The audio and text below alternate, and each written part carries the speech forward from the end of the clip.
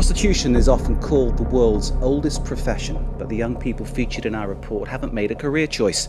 They're trapped in a cycle of exploitation.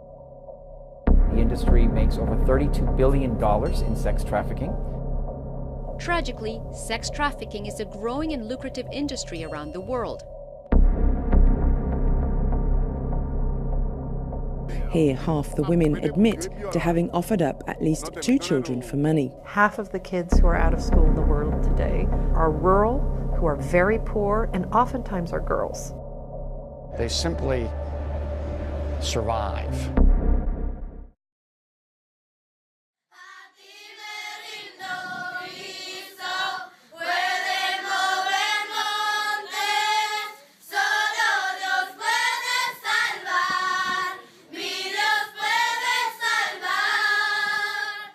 The Dare for More story is kind of a wild one, to be honest with you. For years we've ministered in the United States to women. Then the Lord just threw global into our lap in a way we weren't expecting. I got invited to come and speak at a conference in the Dominican Republic. That really changed everything for us.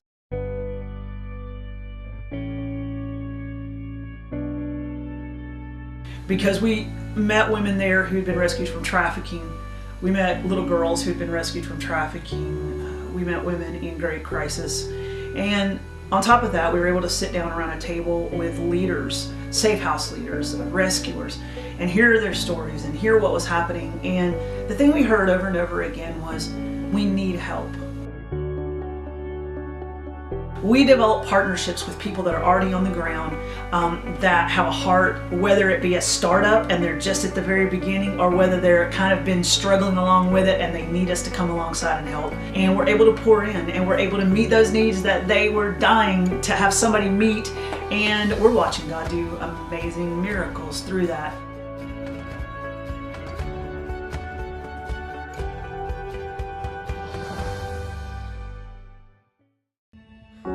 When I met Joy Reyes, it was like God sucker punched me, but in a really good way. Because I stood here with her on this mountain overlooking a barrio where evil is just so bad and where darkness is so prevalent, and where she is fighting every day for the lives of girls 5 years old, 6 years old, 8 years old. And my mind can hardly wrap around that, but I remember being there that day and looking at these little girls' faces and knowing that God had knit my heart with joy and with what they were doing there at New Hope.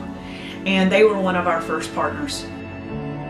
And we've watched New Hope grow from that little dirt floor and that little structure that was like, you gotta be kidding, I can't believe they're rescuing girls here, to this beautiful place that is safe, and it's a place where the girls can go and grow and where they can really flourish. Joy says it like this, and I love what she says: we want the same thing for these girls that you want for your daughter. I enjoy it. I mean, just when I walk through those gates, I just see their faces and just to see what we could provide, what God has provided for them, and it just, it just brings a smile to my face. Allie Hale is the reason I went to the Dominican Republic. When I got down there, I was blown away at what Allison and some of the women in her church were doing. They're women in their local community, were also living on less than $1 a day, many of them, and they were struggling in major ways just to put food on the table. They were going out to the street and prostituting themselves for like $1.50 a night in order to come in and buy rice and beans. And when the women of this church found out about this, these brave, bold women hit the streets. And so we started going out on the streets and talking to them about God's purpose for their life, as well as a way that they can earn money with dignity.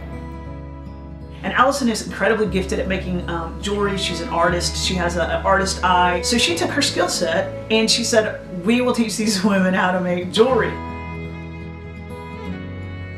Yo he aprendido mucho porque he aprendido a bregar con las prendas.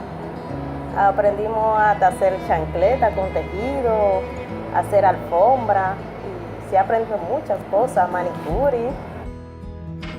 And so we've been partnering with Allison and the Women of Mercy for several years now.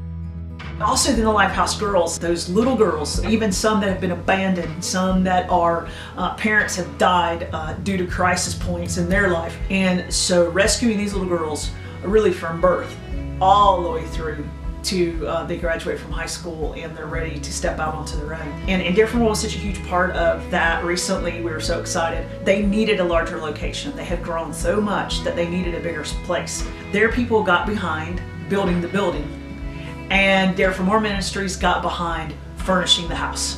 And now it is full of girls. Bueno, hemos recibido diferentes clases de ayuda. Por ejemplo, lo que es la casa anteriormente era un poco más pequeña, no teníamos espacio para recibir más niñas. Ropa, zapatos, diferentes cosas. Y útiles escolares. Pero muy buena todo, gracias a Dios. Bueno, hemos tenido logros porque, o sea, por lo regular ya las que tenemos están en los caminos del Señor, gracias al Señor. Y han hecho ya profesión de fe, han sido bautizadas y están creciendo en su vida espiritual. O sea, tenemos más o menos como un 80% de las que han venido, han hecho profesión de fe, incluso algunas fueron adoctrinadas y fueron bautizadas también por nosotros. One of the first things we did is we wanted to take women to come and see, because I know that even though I had heard terms like trafficking and people living on less than $1 a day, you really don't know what that means until you go see. And not as a way of sitting back and going, ooh, look at the crisis, but as a way of saying, oh wow, how can we love on you? How can we pray for you? How can we be a part of your life in a more relevant way than what we are right now? And so we started Women on Mission, which is women going on missions trips. These women began to join us and they went to our partner facilities and they began to see the needs, the work, the miracles, what God was doing. And that was, these women, we were helping them create sustainability by making a product so they could survive. We were like, okay, ladies, you know, maybe you could buy something. You could go on a trip, you could come and see. And that's exactly what started happening. Women started coming on trips with us. They started pouring into projects. And then the women have this opportunity to sit and say, hey, meet the woman who made this bag. And then they get to take that bag home with them and purchase it. They've helped put food on this woman's table and give her a dignified wage and a dignified job. Close to 300 women have joined us on mission at this point. And then they come home and pray. And that for us is the biggest thing. Part of our trip is huge prayer walks. And so what I'm excited about is that now we have at least 300 women somewhere around the globe that are actually praying for these women and for these groups and for the leadership, and they feel it. And that's a really big deal.